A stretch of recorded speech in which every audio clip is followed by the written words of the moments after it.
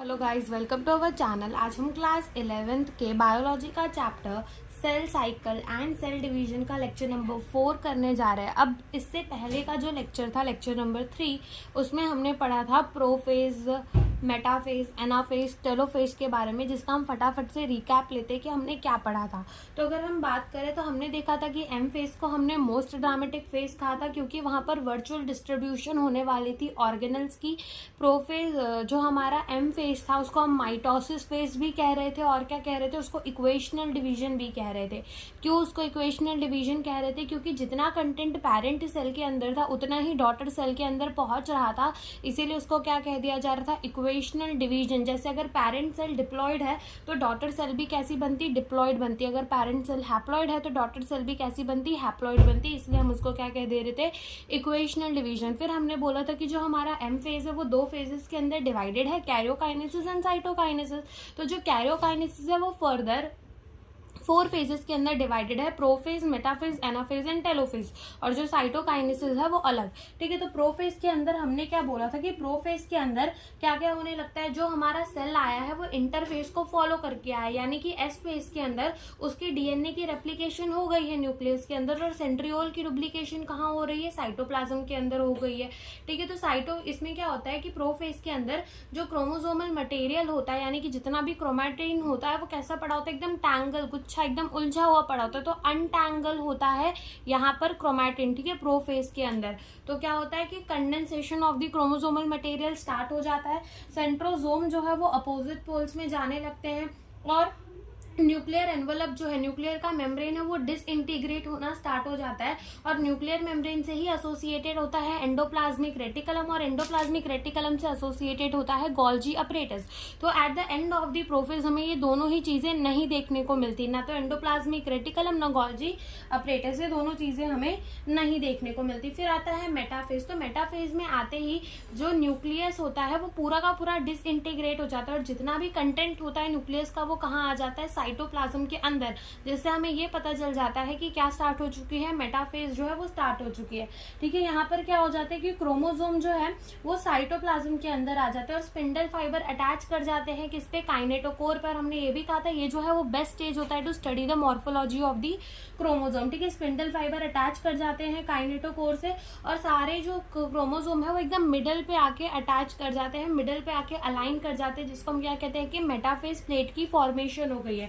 अब एनाफेज के अंदर जैसे ही सेल जाता है तो सेंट्रोमियर जो है वो स्प्लिट हो जाता है, क्रोमैटिड सेपरेट हो जाते हैं, और उस क्रोमैटिड को क्या कहा जाता है, उसको कहा जाता है, उसको हम क्या कहते थे, उसको हम कहते थे कि ये हमारी क्या है, फ्यूचर डॉटर की न्यूक्लियाई। ठीक है, क्या कहते थे, chromosome of the future daughter nuclei. ठीक है, तो उसको कहते थे chromosome of the future daughter nuclei, और क्रोमैटिड जो है वो अपोजिट पोल्स में मूव करना स्टार्ट कर देता था। और टेलोफेज के अंदर क्रोमैटिड जो है वो डीकंडेंस हो जाता था और अपनी आइडेंटिटी को लूज कर देता था, यानी कि फिर से एकदम गुच्छे के फॉर्म में आके पड़ जाता था, और endoplasmic reticulum, Golgi apparatus, nuclear envelope nucleus, ये सारी चीजें रीफॉर्म हो जाती थी, फिर से बन जाती थी। तो इतना हमने लेक्चर नंबर 3 के अंदर देख लिया था। अब आते हैं साइटोकाइनेसिस के अंदर। तो नाम से ही समझिए, अगर हम नाम को ही डिकोड करें तो साइटो का मतलब क्या होता है, साइटो का मतलब होता है सेल, और काइनेसिस का मतलब होता है डिवीजन।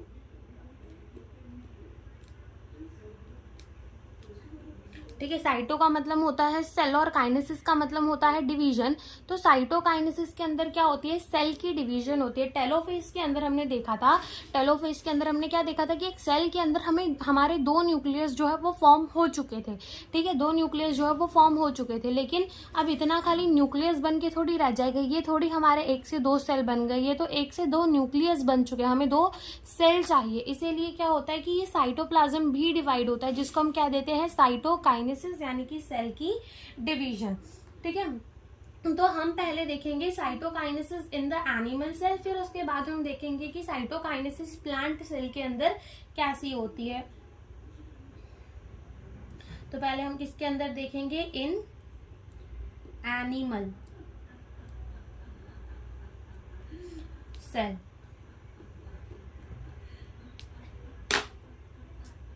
अब मान लो कि ये हमारे क्या है, एक एनिमल की सेल है। ठीक है, जिसके अंदर 2 न्यूक्लियस जो है वो बन चुके हैं, ये एनिमल की सेल है जिसके अंदर 2 न्यूक्लियस जो है वो बन चुके हैं। ओके, ये एक न्यूक्लियस, ये दूसरा न्यूक्लियस, ये बन चुका है एनिमल सेल के अंदर। अब अगर आपने cell the unit of life पढ़ा होगा तो उसमें ये भी पढ़ा होगा कि जो हमारी एनिमल सेल होती है, क्या उसके बाहर कोई सेल वॉल होता है? नहीं होता।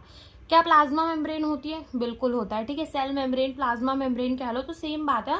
तो वो हमारे एनिमल सेल के बाहर होती है, लेकिन एनिमल सेल के बाहर क्या नहीं होती? सेल वॉल नहीं होती। अब सेल वॉल अगर होती तो हमारा सेल एकदम रिजिड नहीं हो जाता, क्योंकि सेल वॉल कैसी होती है? रिजिड होती है, एकदम शेप डिफाइन करके रखती है सेल की। लेकिन सेल वॉल तो है नहीं, यानी कि ये सेल कैसा होगा? कड़क नहीं होगा। ठीक है, रिजिड नहीं होगा। ठीक है, ये प्लाज्मा मेम्ब्रेन है इसके बाहर, और ये प्लाज्मा मेम्ब्रेन कैसी होती है? फ्लेक्सिबल होती है। तो इसको हम लिखेंगे this is the animal cell after karyokinesis, यानी कि कैरियोकाइनेसिस यानी कि क्या? न्यूक्लियस का डिवीजन हो चुका है सेल पे। ठीक है, न्यूक्लियस का डिवीजन जो है वो हो चुका है। अब क्या होगा कि जैसे हमने कहा कि हमारा ये जो सेल वॉल है, ठीक है, सॉरी, जो हमारा सेल मेम्ब्रेन है या फिर जिसे हम कहते हैं प्लाज्मा मेम्ब्रेन, वो कैसा है? फ्लेक्सिबल है। कैसा है? फ्लेक्सिबल है। तो यहाँ पर क्या होता है? एक फरो की फॉर्मेशन होती है। फरो मतलब गड्ढा। ठीक है, गड्ढे जैसे की फॉर्मेशन होती है, मान लो ऐसे। ठीक है, ये फॉर्मेशन होती है इसकी, और यहाँ न्यूक्लियस तो है ही। तो ऐसे फरो की क्या होती है? फॉर्मेशन होती है। और ये फरो जो है ये ग्रेजुअली डीपेंड होता जाता है और ठीक है, अल्टीमेटली जो है वो हमें 2 सेल मिल जाते हैं। तो यहाँ पे क्या लिखेंगे? सेल फरो इज फॉर्म,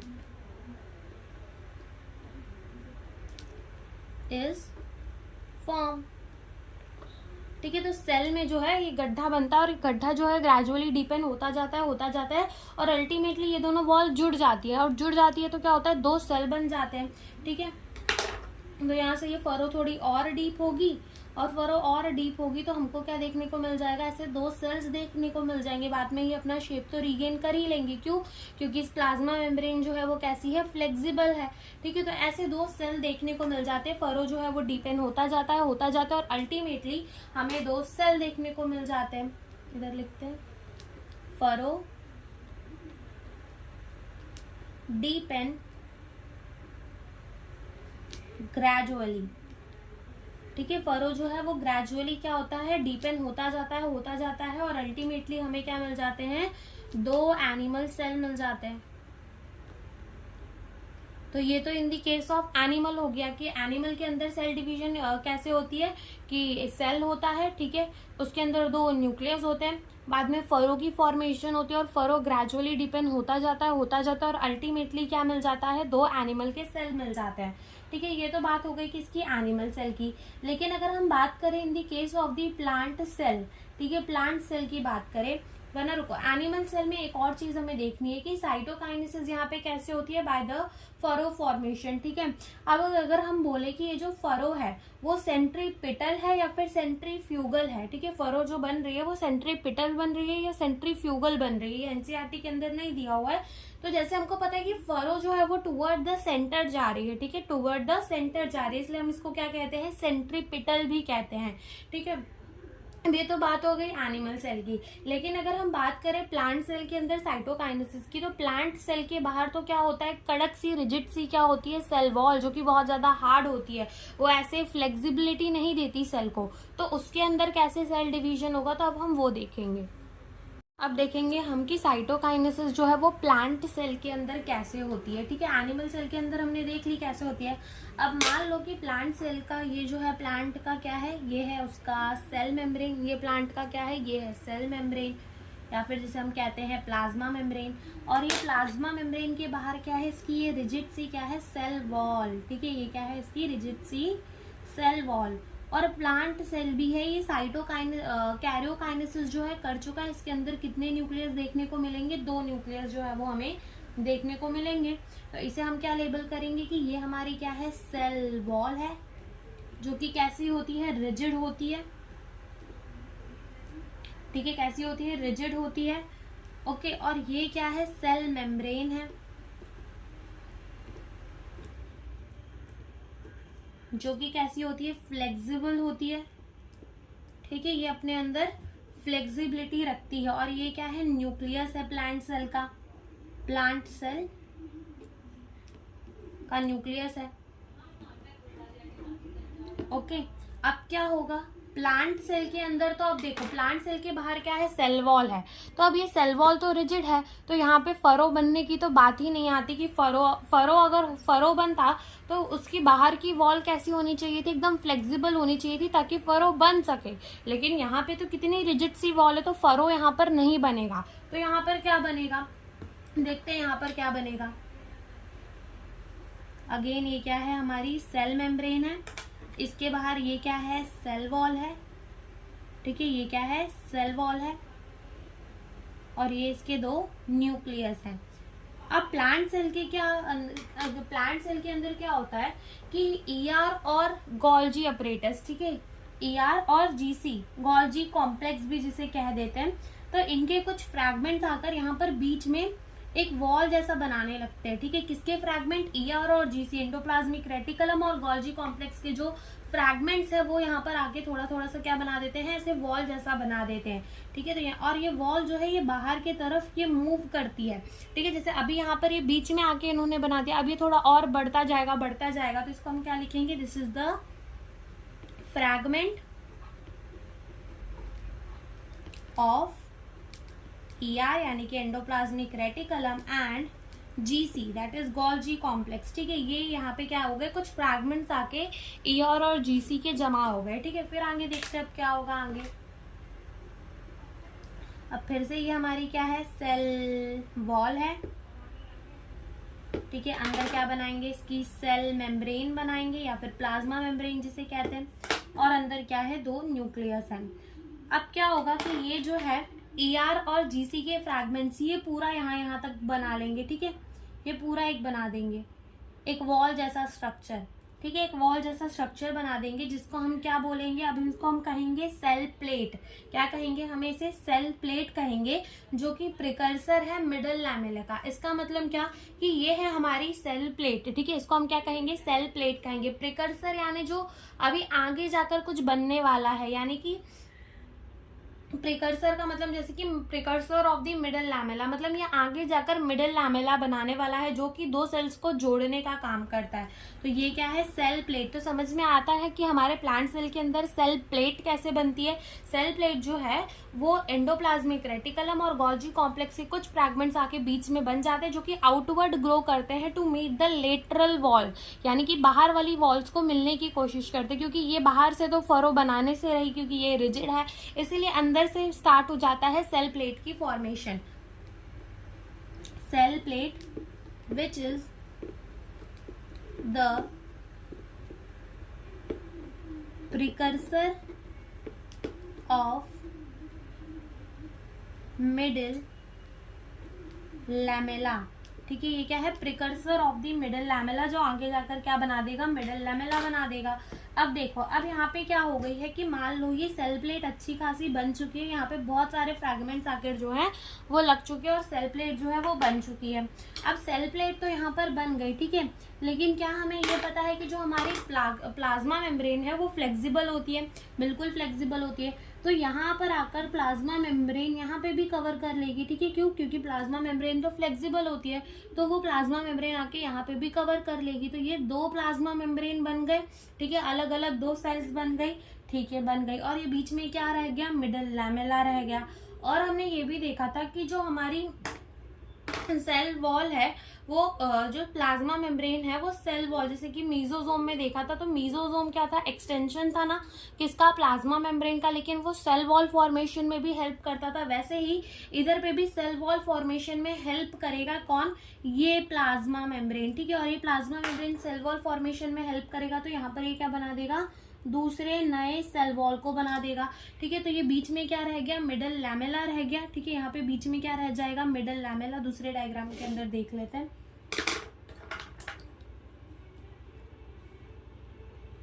अब तो यहाँ पर दो सेल अलग देखने को मिलेंगी और सेल वॉल भी दो अलग देखने को मिलेंगी।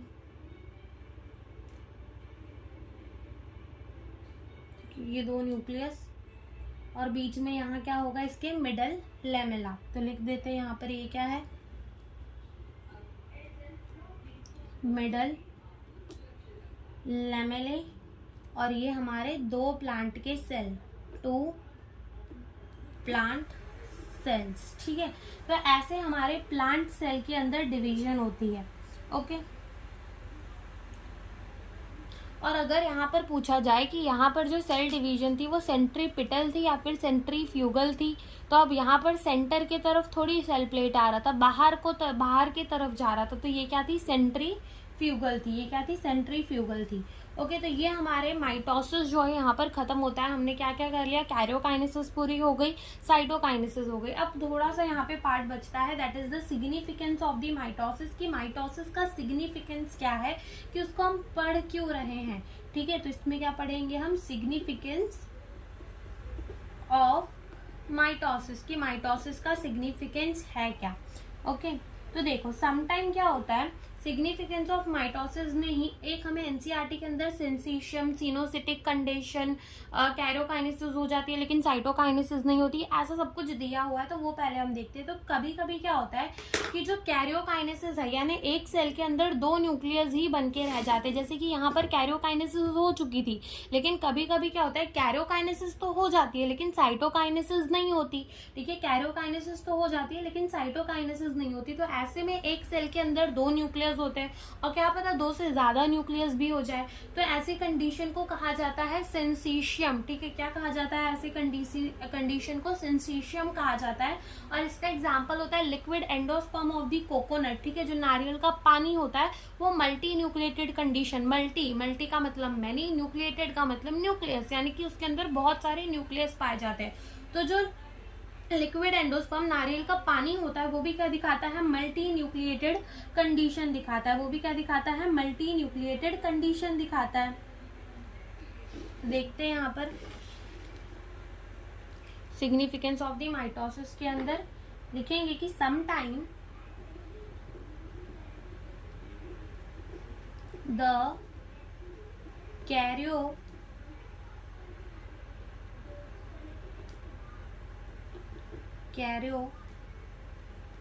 Karyokinesis is not followed by cytokinesis।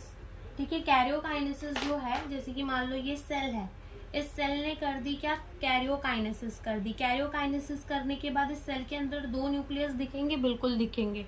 तो इस सेल ने क्या कर दी, कैरियोकाइनेसिस कर दी, यानी कि यहाँ पर हमें मोर देन 1 न्यूक्लियाई देखने को मिल रहा है। ठीक है, क्या देखने को मिल रहा है, more than 1 nuclei is seen in such cell. ठीक है, सीन इन सच सेल, इसमें हमें मोर देन 1 न्यूक्लियस देखने को मिल रहा है। और ऐसे कंडीशन को, this type of condition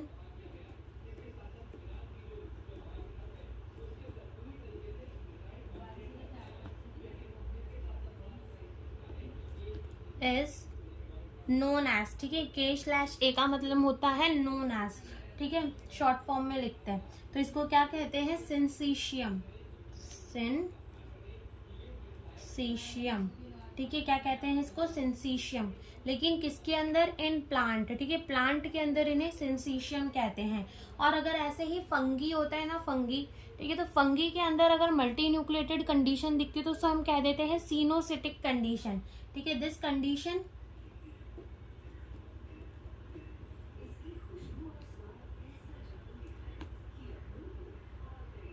will be called coenocytic condition in fungi. ठीक है, जब आप पढ़ोगे बायोलॉजिकल क्लासिफिकेशन तब पता चलेगा कि फंगी भी कैसे होते हैं, मल्टी न्यूक्लिएटेड होते हैं।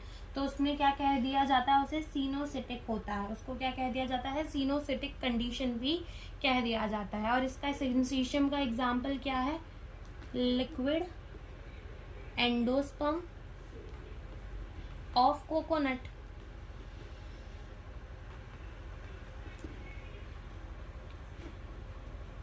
अब अब हम देख लेते हैं कि माइटोसिस जो है वो होती कहाँ कहाँ पे है। ठीक है, कि जो माइटोसिस है उसको हमने देख तो लिया कि माइटोसिस होती कैसे है। पहले प्रोफेज आता है, metaphase, anaphase, telophase, then cytokinesis. किसी किसी में साइटोकाइनेसिस नहीं होती तो सिनोसिटिक कंडीशन क्या देता है, तो वो हमने देख लिया। लेकिन माइटोसिस जो है वो होती कहाँ कहाँ पे, तो हम वो देख लेते हैं। तो एनिमल सेल जो होते हैं, एनिमल्स के सेल, यानी कि ह्यूमन ले लो, ठीक है, कोई भी एनिमल ले लो, तो एनिमल के सेल्स जनरली कैसे होते हैं, डिप्लॉयड होते हैं, यानी कि 2n वाली कंडीशन होती है। 2 सेट्स ऑफ दी क्रोमोसोम देखने को मिलते हैं एक सेल के अंदर।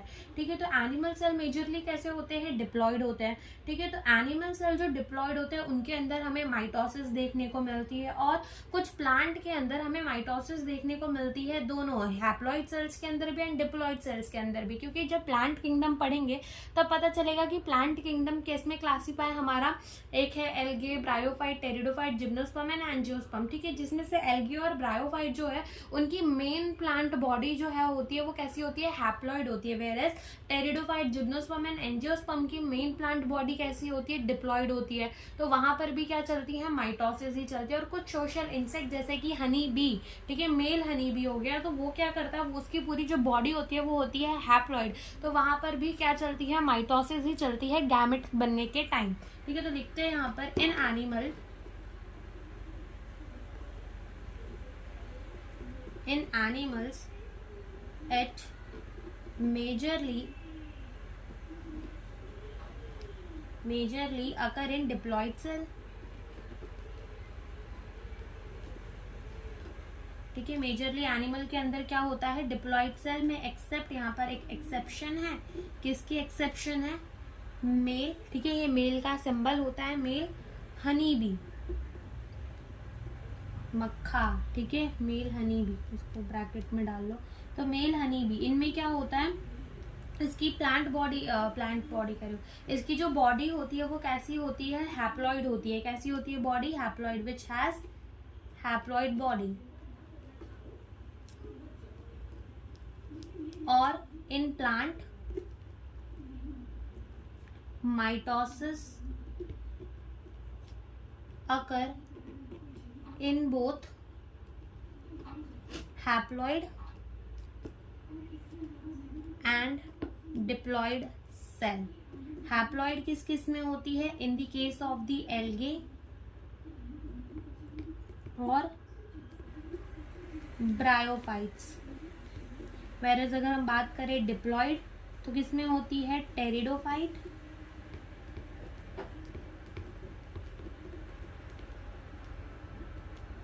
Gymnosperm and angiosperm.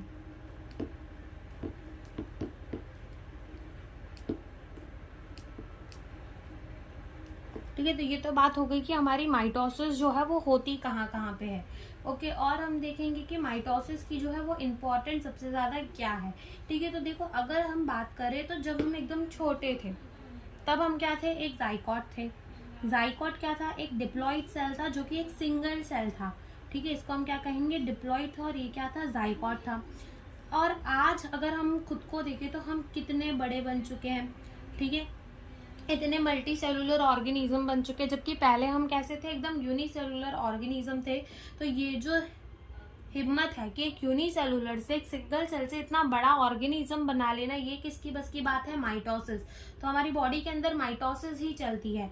ठीक है, फिर बात करें अगर ग्रोथ एंड रिपेयर, अगर कोई हमें चोट लग जाती है कहीं पे भी, या फिर हम ग्रोथ कर रहे हैं या फिर कहीं चोट लग जाती है और वहां की चमड़ी जो है निकल जाती है, तो जब नई चमड़ी उगती है वो कैसे उगती है, ठीक है, कैसे उगती है, माइटोसिस के हेल्प से उगती है। तो क्या लिखेंगे यहाँ पर, ग्रोथ एंड रिपेयर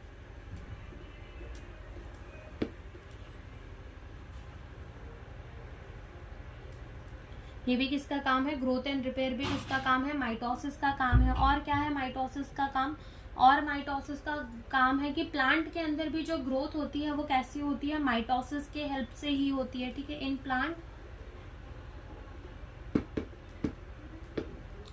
के अंदर जो ग्रोथ होती है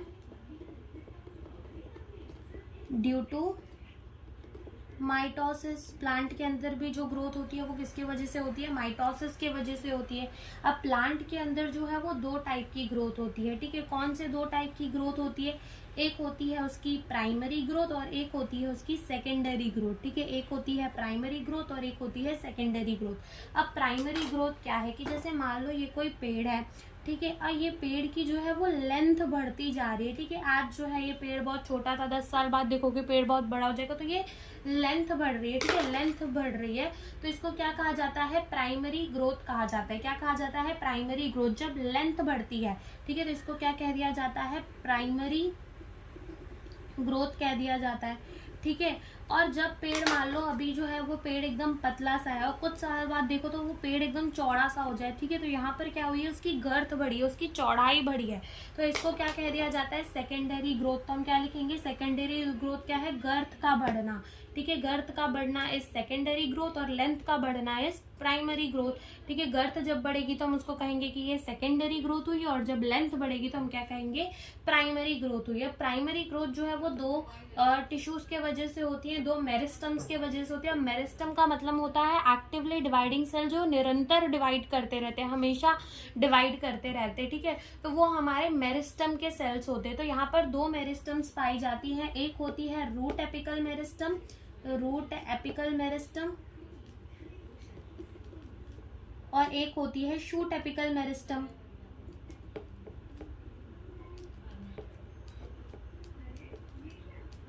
मेरिस्टम, ठीक है, तो शूट एपिकल का मतलब होता है कि एकदम टॉप कॉर्नर में, जैसे कि मान लो अगर ये हमारा कोई प्लांट है, ठीक है, एकदम छोटा सा कोई प्लांट है और ये ना यहाँ मिट्टी है और मिट्टी के नीचे इसकी क्या पड़ी हुई है, जड़ें, ठीक है, तो यहाँ पर जो इसके टॉप में यहाँ पर कुछ एकदम एक्टिवली डिवाइडिंग सेल्स पाए जाएंगे, जिसको हम क्या कहेंगे, रूट एपिकल मेरिस्टम कहेंगे। ओके, सॉरी, इसको क्या कहेंगे, शूट एपिकल मेरिस्टम कहेंगे, क्योंकि ये शूट में है, ठीक है, शूट में, ठीक है, शूट में है तो इसको क्या कहेंगे, शूट। और यहाँ पे रूट के टिप में एकदम कुछ एक्टिवली डिवाइडिंग मेरिस्टम्स पाए जाएंगे, जिसे क्या कहा जाएगा, रूट एपिकल मेरिस्टम कहा जाएगा। तो ये होता है शूट और रूट एपिकल मेरिस्टम। ऐसे ही जब प्लांट की गर्थ बढ़ती है तो यहाँ पे कुछ एक्टिवली डिवाइडिंग सेल्स पाए जाते हैं और इन सेल्स को क्या कहा जाता है, लेटरल मेरिस्टम। क्या कहा जाता है, इन सेल्स को लेटरल मेरिस्टम कहा जाता है, जो कि प्लांट की गर्थ बढ़ाने के काम आता है। तो ये सारे जो डिविजन्स होते हैं ये भी कैसे चलते हैं, माइटोसिस वाले ही डिवीजन होते हैं, ठीक है, ये भी कैसे होते हैं, माइटोसिस वाले ही डिवीजन होते हैं। ओके, और क्यों माइटोसिस होती है, और एक नोट डाल के लिख लो कि माइटोसिस क्यों होती है, to restore the nucleocytoplasmic ratio, restore nucleocytoplasmic ratio, ठीक है, इसको मेंटेन करने के लिए भी क्या चलती है, माइटोसिस चलती है। तो यहाँ पर हमारा mitosis, significance of the mitosis, mitosis कहाँ होती है, क्यों होती है, ये सारा खत्म हो गया। अब नेक्स्ट लेक्चर से क्या स्टार्ट होगा, मियोसिस, ठीक है। मियोसिस का मतलब होता है रिडक्शनल डिवीजन, जो कि हम नेक्स्ट चैप्टर से पढ़ेंगे। So thank you for watching the video.